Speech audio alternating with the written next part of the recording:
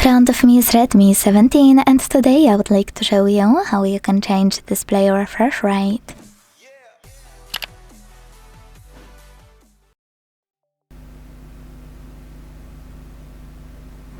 First of all, go into settings and scroll to hit display and brightness. Then scroll again, hit refresh rate and apply any of those by tapping on the chosen one. So, first you can select default.